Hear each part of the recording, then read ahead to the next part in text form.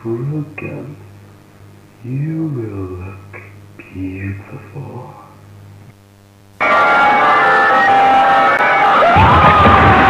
एक बार इस पुरानी VHS टेप को देखो। इसमें एक प्यारी सी कार्टून रैबिट नाच रही है, गा रही है और बच्चों को वेलकम कर रही है।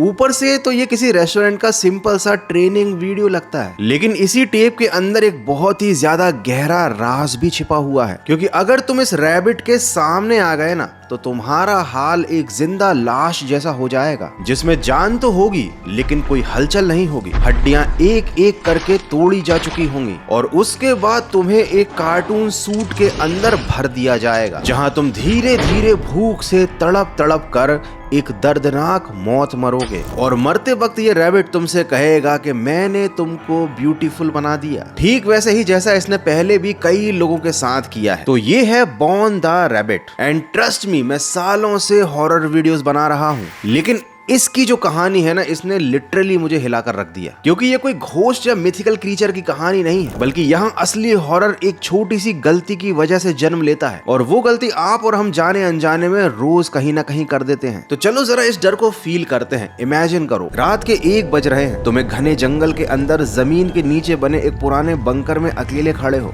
दीवारों से तार लटक रहे हैं, हवा में एक सड़ी हुई बदबू है। तुम्हारे सामने एक टूटा फूटा रैबिट रोबोट खड़ा है। तुम उसका हाथ हिलाते हो, अंधेरे में तुम्हें एक आवाज सुनाई देती है, जो इस मशीन की सांसों की आवाज है। जी हाँ, बिल्कुल, ये रोबोट सांस ले रहा था। और उसके बाद ये रोबोट तुम्हें कोई और समझ के मारने की कोशिश करेगा, एक ऐसी औरत जिसको ये सालों से ढूंढ रहा है। और अपनी इसी गलतफहमी के चक्कर में ये सालों से कई मासूम लोगों को नोच कर ऊपर पहुंचा चुका है।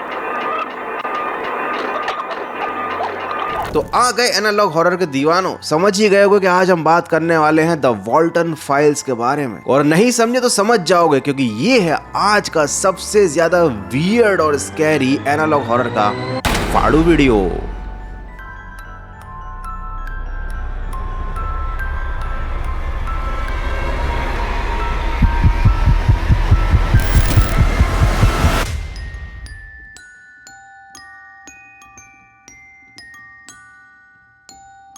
कहानी शुरू होती है 1974 से, अमेरिका के एक छोटे से टाउन ब्राइटन मिशिगन से। यहाँ 2 पक्के दोस्त जैक वॉल्टन और फेलिक्स क्रैंकेन अपनी कंपनी बनी स्माइल इनकॉर्पोरेटेड के जरिए एक फैमिली रेस्टोरेंट खोलते हैं, जिसका नाम उन्होंने बॉन्स बर्गर रखा है। अंदर 4 कार्टून एनिमेट्रॉनिक्स हैं जो नाचते गाते हैं और बच्चों को हंसाते हैं। सबसे आगे है बॉर्न द रैबिट, उसके साथ है शा, फिर बूजू और फिर बैनी। पहली नजर में तो सब कुछ बड़ा प्यारा और खुशहाल लगता है, लेकिन ये जो रेस्टोरेंट है ना, ये ज्यादा चल नहीं पाता, चंद हफ्तों में बंद हो जाता है। और इसके बंद होने के पीछे एक बड़ा खौफनाक राज है। और इसकी ये जो पूरी कहानी है ना, ये हमें एक बार में सुनने को नहीं मिलती, बल्कि छोटे छोटे पुराने VHS टेप्स में टुकड़ों टुकड़ों में हमको पता चलती है, जिन्हें चलाने पर कभी अचानक से अजीब चेहरे आ जाते हैं, स्क्रीन खराब होने लगती है। और एक नाम है जो बार बार सुनाई देता है, सोफी।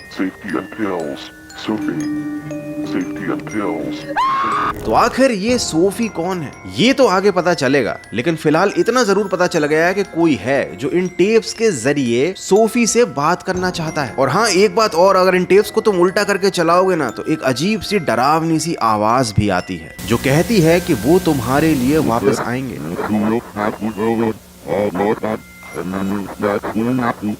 और यहाँ से हमको एक जगह के बारे में मालूम चलता है, द सीक्रेट बंकर, जिसका नाम है K9। अब ये एक ऐसी जगह है जो जंगल के बीच मौजूद है। जब ये रेस्टोरेंट बंद हो गया था, तो इसका सारा सामान और इसके जो एनिमेट्रॉनिक्स थे, इन सबको वहां उस बंकर में पटक दिया गया था। और यही वो जगह है जहां से एक एक करके लोग गायब होने लगे थे। तो आओ पता करते हैं कि आखिर चल क्या रहा है। इस गुत्थी को सुलझाते हैं और मिलते हैं सबसे पहले ब्रायन से। तो जो ब्रायन था ना, यहाँ का केयर टेकर था। अब एक दिन जब वो बिल्कुल अकेला था, तब वो बॉर्न द रैबिट वाले रोबोट की सफाई कर रहा था। तभी अचानक से उस रोबोट की जो स्क्रीन है ना, वो खराब होने लगी।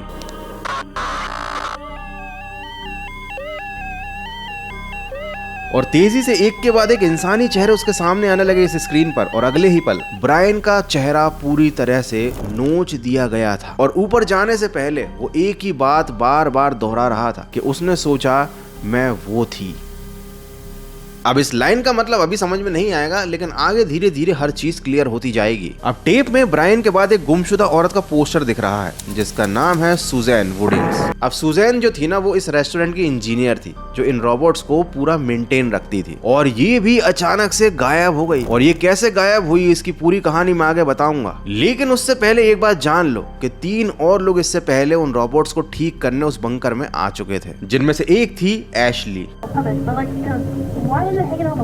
जब एशली अकेले अंधेरे इस बंकर में घूम रही थी तो उसके बाकी 2 साथी सो रहे थे।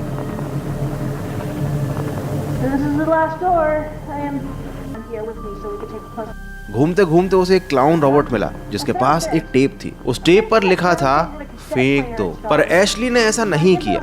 उसने क्यूरियोसिटी में आकर उस टेप को चला दिया।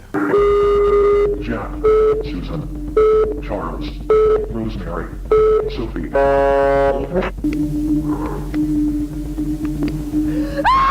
और उस टेप को चलाते ही बॉन द रैबिट एशली पर टूट पड़ा। वो काफी टाइम तक उस बंकर में फंसी रही, मदद के लिए चीखती रही, लेकिन उसकी आवाज उसके 2 सोते हुए साथियों तक नहीं पहुंच पाई। अब मैं तुमको एक पैटर्न बताता हूँ जिससे ये कहानी, ये थ्योरी और जरा डार्क हो जाएगी। बॉन जिसको भी मारता था ना, उसको वो ये सोचता था कि वो मार नहीं रहा, बल्कि उसे वो और ज्यादा खूबसूरत बना रहा है। और लोगों को कार्टून सूट में भरकर सुंदर बनाने की उसकी जो प्रोसेस है ना, वो तड़पा तड़पा कर मारने वाली प्रोसेस है। And joined him in his wonderland. यही हाल सूजन का भी किया था बॉन ने। उसको इस तरह से बांध दिया था कि वो शरीर नहीं हिला पा रही थी, ना ठीक से सांस ले पा रही थी। उसके बाद उसको उसने एक कार्टून सूट में भर दिया जहां वो ना ठीक से हिल पा रही थी, ना उसे कुछ दिख रहा था। भूख प्यास से कई दिनों तक तड़पती रही वो, और आखिर में उसने दम तोड़ दिया।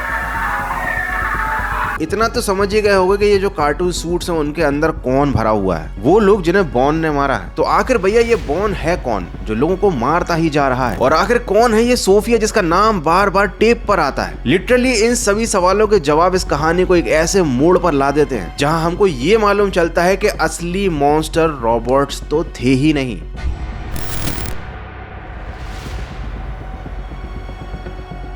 ये कहानी अब हमको लेकर आती है साल 1982 में। ये रेस्टोरेंट बंद हो चुका था, 8 साल बीत चुके थे, और आखिरकार हमको मिलती है सोफी जो अपनी एक दोस्त जैनी के साथ एक पुराना वीडियो गेम खेल रही है।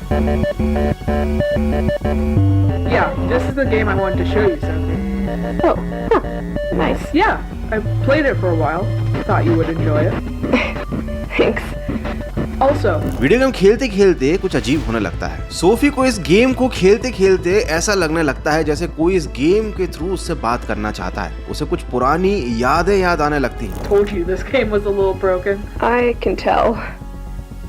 You know, I keep thinking about Bunny's smiles. It sounds so familiar. This game is bringing back so many memories, but it's so hard to just remember exactly.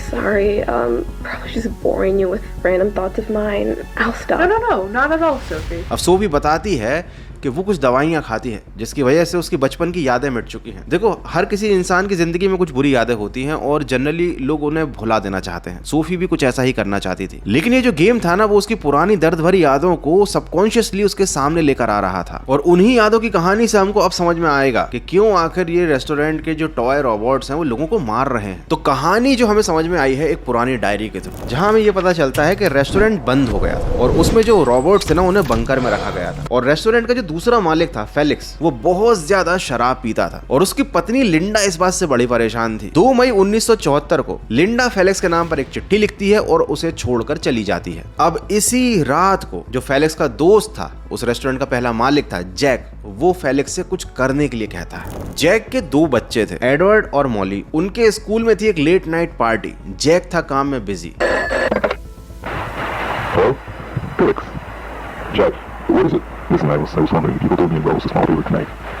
I don't know, Jack, today's been nice. It's about and Molly. They have a school event tonight.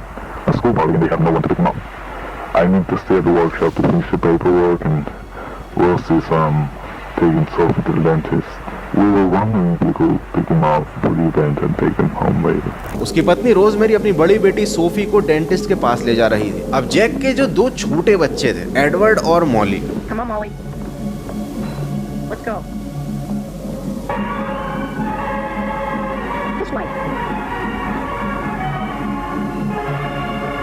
तो Jack की पूरी family थी busy. वो कहता है Felix को कि जाकर तुम रात को मेरे बच्चों को पिकअप कर लेना स्कूल से, लेकिन उसे इस बात का अंदाजा नहीं था कि वो अपने बच्चों को किसके हाथ में सौंप रहा है। Uncle Felix, what are you doing here? This is a drinking zone. You shouldn't be drinking. It's okay. I'm really just feeling a little dizzy. It's getting very late. Your parents must be worried. Let's go. अब Felix को जिम्मेदारी के साथ बच्चों को लेकर आना था, लेकिन फेलिक्स था एक नंबर का तो वो नशे की हालत में ही बच्चों को लेकर आने लगता है। बच्चे भी रोकते टोकते उन्हें मालूम था कि भैया ये गंदी आदत है, लेकिन बच्चों की कोई सुनता कहाँ है। Everything is gonna be okay. Thanks, Molly.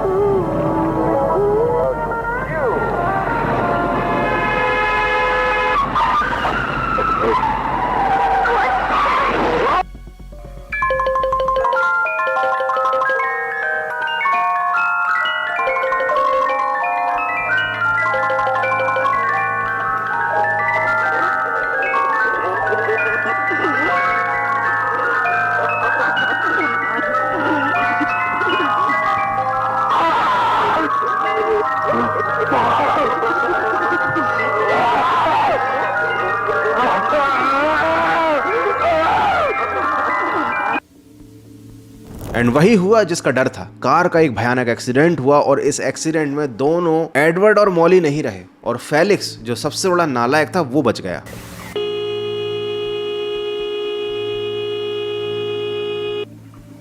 जब रात को बच्चे घर नहीं पहुंचे, जैक परेशान हो गया। उसने फेलिक्स को बार बार फोन किया, फेलिक्स ने फोन नहीं उठाया। फाइनली थक हार कर वो घर पहुंच गया। फेलिक्स के दरवाजा पीटने लगा, कहने लगा कि मेरे बच्चे मुझे लौटा दो, अगर तुमने कुछ गलत किया तो अंजाम बहुत बुरा होगा।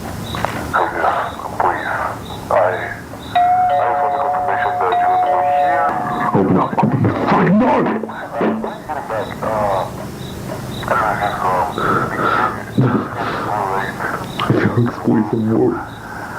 Please open the door, Felix. Please open the door. Felix. Felix!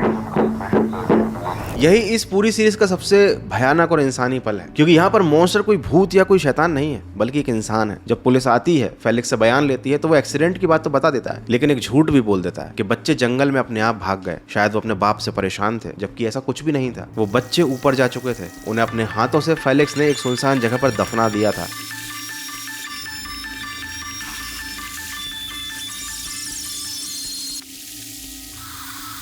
और ये बात फेलिक्स किसी को नहीं बताता, अपने दोस्त जैक को भी नहीं। लेकिन सुजैन को फेलिक्स की बातों पर यकीन नहीं था। सुजैन वही इंजीनियर जो रोबोट्स का पूरा काम मैनेज करती थी। अब जो जैक था, जिससे एक ही रात में उसके दोनों प्यारे बच्चे छिन गए थे, वो टूट गया। उसे तो ये भी नहीं पता था कि उसके बच्चे जिंदा भी हैं या नहीं, कहाँ गायब हो गए, आखिर उनके साथ क्या हुआ। इसी दुख में उन खूनी टॉयज की कहानी शुरू होने से पहले, सुजैन के गायब होने से पहले, जैक कहीं चला जाता है। बड़ा दुखी था वो। और रेस्टोरेंट की जो पूरी जिम्मेदारी थी ना, वो आ जाती है फेलिक्स के कंधों पर, जो किसी काम का नहीं था। अब बनी स्माइल कंपनी और बॉन्स बर्गर रेस्टोरेंट सब अकेला फेलिक्स चला रहा था। उसको भी अंदर से गिल्ट तो था कि भैया उसने अपने दोस्त के बच्चों के साथ गलत किया, और इस गम को दबाने के लिए ना वो और भी ज्यादा ये करने लगा। अब ये हालात चल ही रहे थे कि जून 1974 में बॉन्स बर्गर रेस्टोरेंट खुलता है और उसके बाद शुरू होता है खूनी खेल।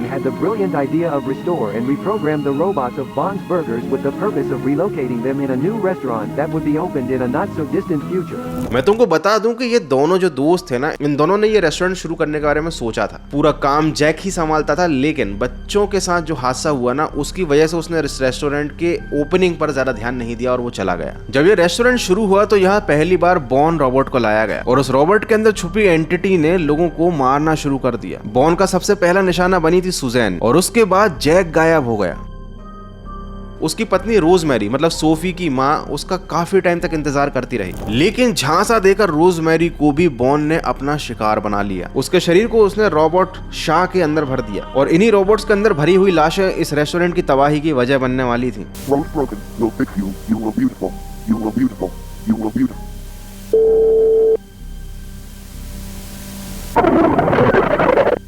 When she go back, She looks beautiful. क्योंकि कार्टून रोबोट्स के अंदर ये लाशें सड़ने लगी, धीरे धीरे बदबू फैलने लगी। इस रेस्टोरेंट के बारे में अजीबोगरीब बातें होने लगी। उस एरिया में पुलिस की इन्वेस्टिगेशन बढ़ गई कि भाई लोग आखिर गायब कहाँ हो रहे हैं। और खुलने के कुछ ही हफ्तों बाद इस रेस्टोरेंट को बंद होना पड़ा, क्योंकि भाई यहाँ पर लोगों ने आना ही बंद कर दिया था। अब सवाल ये था कि आखिर इन खतरनाक रोबोट्स का किया क्या जाए, जिनके अंदर से अजीबोगरीब बदबू आ रही थी, जिनके ऊपर शक था कि ये कुछ गड़बड़ कर रहे हैं। फेलिक्स ये सारी बातें पुलिस को तो बता नहीं सकता था, तो उसने सोचा इनको ठिकाने लगा देता हूँ, एक बंकर में ले जाकर छुपा देता हूँ। तो भैया बाकी जितने कार्टून सूट्स हैं, जो रोबोट्स हैं, उनके अंदर तो चलो बॉन द रैबिट के शिकारों की लाशें हैं, लेकिन सबसे बड़ा सवाल ये कि बॉन के अंदर कौन है। मतलब समझ रहे हो सवाल, बॉन के अंदर कौन? तो एक थ्योरी के अकॉर्डिंग जब सूजन अपनी आखिरी सांसें ले रही थी, तब एक अजीब सफेद जीव उसे एक अलग ही दुनिया में ले गया, जिसे वो वंडरलैंड कहता है। वो जीव बॉन है।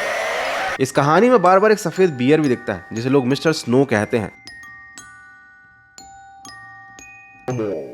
Welcome to my magic fountain of memories. Step right up and enter your most refreshed experiences and get ready to be amazed by my magic.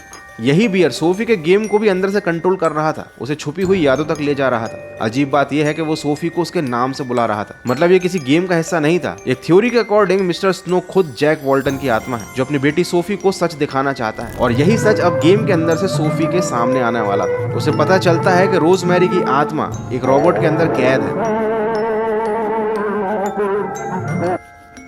Am I still beautiful to you, Sophie? I know you. Rosemary अपनी ही बेटी से एक काफी मासूम सा और खूबसूरत सा सवाल पूछती है कि क्या मैं तुम्हें अभी भी खूबसूरत लगती हूँ। ये सवाल सुनकर मुझे कुचिसाके ओना की याद आ गई, वही कटे मुंह वाली जापानीज अर्बन लेजेंड जो लोगों से पूछती थी कि क्या मैं खूबसूरत लग रही हूँ। Anyways back to the topic. और इसी सवाल की वजह से सोफी का दिमाग चलता है, उसे कुछ समझ में आ जाता है। सोफी वॉल्टन परिवार की सबसे बड़ी बेटी है, जिस परिवार में उन दो छोटे बच्चों एडवर्ड और मॉली की जान ले ली थी फेलिक्स ने। पूरा घर बर्बाद कर दिया था, उसके पिता गायब थे। रोजमेरी की आत्मा एक रोबोट के अंदर बंद थी। सोफी सिर्फ तब 14 साल की थी, लेकिन इतनी छोटी उम्र में उसने माँ बाप दोनों को खो दिया था, और उसने अपने दिमाग के अंदर ये सारा दर्द दबा कर रखा था। वो इन यादों को भुला देना चाहती थी, और अब ये गेम उसे ये सारी चीजें वापस फिर से दिखा रहा था कि उसका अपना अंकल फेलिक्स, जिस पर वो सबसे ज्यादा भरोसा करती थी, ये सब कुछ उसकी वजह से ही हुआ था। ये कहानी किसी हॉन्टेड रोबोट की नहीं है, किसी मॉन्स्टर की नहीं है, बल्कि माँ बाप की तड़पती आत्माओं की कहानी है, जो बच्चों तक सच्चाई पहुंचाना चाहते थे। मैंने वीडियो के स्टार्टिंग में कहा था कि एक आम सी गलती जो हर कोई करता है, वो है अपने बच्चों को अनजान लोगों के हाथों सौंप देना, उन अनजान लोगों पर भरोसा करके। क्या पता किसके माइंड में क्या चल रहा है। इस कहानी को मार्टिन वॉल्स नाम के एक एनिमेटर ने लिखा और बनाया है। अप्रैल 2020 में सीरीज का पहला वीडियो अपलोड किया गया था, जिसका नाम था वॉल्टन files 1 company introductory video. And इस वायरल सीरीज पर एक पूरा वीडियो गेम बनने वाला था, फाइव नाइट एंड फ्रेडी से भी पहले। एक गेम जिसमें रेस्टोरेंट में खूनी रोबोट्स रहते थे, लेकिन मार्टिन ने इसको एनालॉग हॉरर बनाना ज्यादा बेहतर समझा। वो वॉल्टन फाइल्स के जरिए इंटरनेट की एक डरावनी कहानी लोगों तक सामने पहुंचाना चाहते थे, जहां पर कुछ खूनी रोबोट्स थे, थोड़ी पैरानॉर्मल एक्टिविटीज थी, लेकिन पीछे छिपी हुई थी एक रियल लाइफ से काफी ज्यादा जुड़ी हुई दर्दनाक कहानी। तो that's it for today. I hope कि एनालॉग हॉरर का ये वाला वीडियो तुमको पसंद आया होगा। इसको उसी तरह प्यार देना जिस तरीके से पिछले पार्ट्स को देते आए हो। वीडियो का लाइक एम भी रख देता हूँ भाई, 2 लाख लाइक्स फटाफट पूरे कर दो। मैं जा रहा हूँ अगले एनालॉग हॉरर वीडियो की तैयारी करने, साथ ही बहुत ही जल्द लेकर आ रहा हूँ रियल घोस्ट पार्ट 35। तैयार रहना, मिलते हैं अगले और ज्यादा धमाकेदार और फाड़ू वीडियो में।